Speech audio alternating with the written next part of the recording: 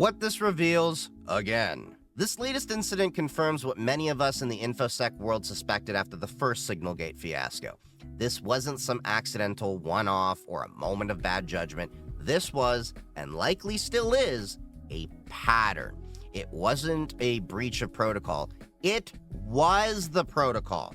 What happened in Trump's first administration wasn't just a lesson unlearned. It became the blueprint. Using Signal wasn't a bug.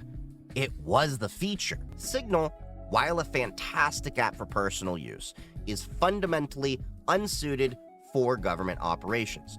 There are no enterprise controls, no administration access revocation, no way to enforce zero trust policies, and no real capacity for retention or auditability. The entire system is tied to personal phone numbers, which opens up attack vectors like SIM swapping, SS7, System Signal 7, vulnerabilities, and total identity ambiguity, which we discussed in the last video. This group doesn't use secure government devices. They didn't use apps tied to verified identities through an identity provider, IDP, with SAML authentication or device compliance checks, security assertion markup language. They didn't even use something like Microsoft Teams Government Cloud or Matrix with managed servers, which we've discussed in the last video. Instead, they created a consumer-grade chat room that auto-deleted after 7 days by design. And this is the key. This isn't operational security. This is optical security.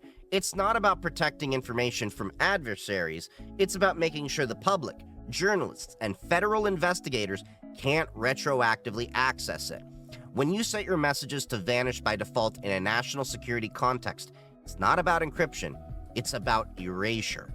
And now, with reports confirming that family members and outside, unvetted participants were in the group chat, this isn't just a cybersecurity violation, it's a fundamental breach of institutional trust.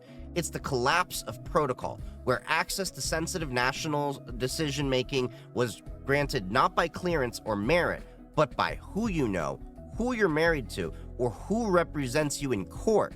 This reveals a culture that views official policy and procedure as suggestions, not standards.